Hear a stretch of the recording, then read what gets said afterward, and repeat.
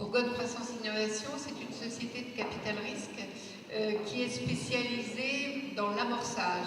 C'est-à-dire ce sont des sociétés qui ont moins de 7 ans et qui développent un projet avec un fort caractère innovant qui nécessite beaucoup de frais de recherche et développement.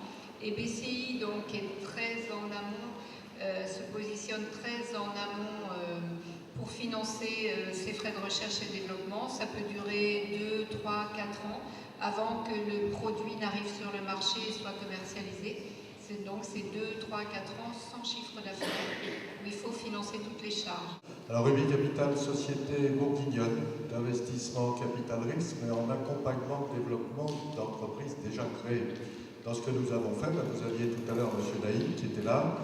Il était auparavant chez Euro Disney, il n'a pas voulu le dire, je le fais à sa place.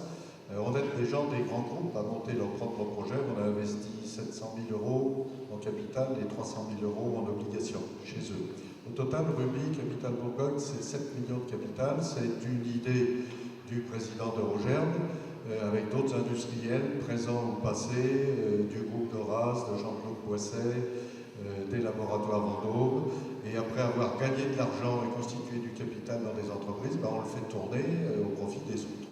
Paul Lambert du Crédit Agricole Région Investissement. Le Crédit Agricole est surtout connu pour la partie bas de bilan, mais le bas de bilan, la dette, ça ne fait pas tout. Et les fonds propres, c'est quelque chose de très important pour vous accompagner dans le développement de votre entreprise, dans la préparation à la transmission. Le Crédit Agricole de Champagne-Bourgogne dispose d'un fonds que l'on conseille pour ses investissements auprès de PME régionales. C'est des PME déjà établies. Ça peut être pour des projets de développement de la croissance organique, de la croissance externe. Ça peut être aussi de la préparation et de la transmission. Faire rentrer quelqu'un à son capital, c'est pas toujours évident. Il faut être prêt effectivement à laisser une partie du capital, à se dire oui, je vais créer de la valeur, il va falloir que je donne un petit peu à la sortie. Mais n'oubliez pas que ces financiers qui viennent à vos côtés vont vous aider à créer cette valeur. On est là pour créer une valeur commune. Chose importante qui va différencier un investisseur en capital d'un banquier, c'est que l'investisseur il prend un risque avec vous. Alors, vous pouvez recevoir de l'argent sur votre capital. Il y a une première solution qui est la dette bancaire, évidemment, et vous avez une solution hybride, comme vous en parlez, qui est OC+, qui est donc, se situe dans le bilan entre les fonds propres et la dette bancaire. OC+, est un produit donc hybride qui propose un intérêt cash de 5%, un intérêt capitalisé de 7% et un BSM qui permet d'accéder au capital in fine, c'est-à-dire au moment de la sortie du remboursement de l'obligation. Et ça s'adresse à quel type d'entreprise? Historiquement, OC+ a été lancé par le président Sarkozy en 2008 dans un but bien précis qui est de dire les entreprises familiales ne souhaitent pas ouvrir leur capital, ont peur des fonds d'investissement. C'est une première approche pour savoir ce qu'est l'investissement et dédiaboliser le rôle de l'investisseur dans une société.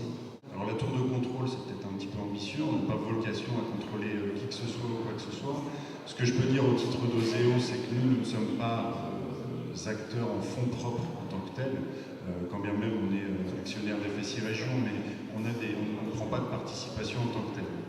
Malgré tout, au travers de nos outils classiques, que sont l'innovation, l'aide à l'innovation, la garantie bancaire ou la garantie des organismes en fonds propres et le financement un peu plus classique, on a des outils qui sont, je pense, très complémentaires des différentes modalités d'intervention qu'on a exposées là ce matin et qui nous permettent de mettre du liant ou de venir boucler des plans de financement, que ce soit au stade de l'amorçage avec nos aides à l'innovation ou que ce soit sur des montages un peu plus évolués où on a des dispositifs dans lesquels je ne rentrerai pas dans les détails, mais de prêts participatifs ou de contrats de développement qui nous permettent d'octroyer des prêts patients, entre guillemets, du quasi-fonds propre aux entreprises avec des différés d'amortissement, etc.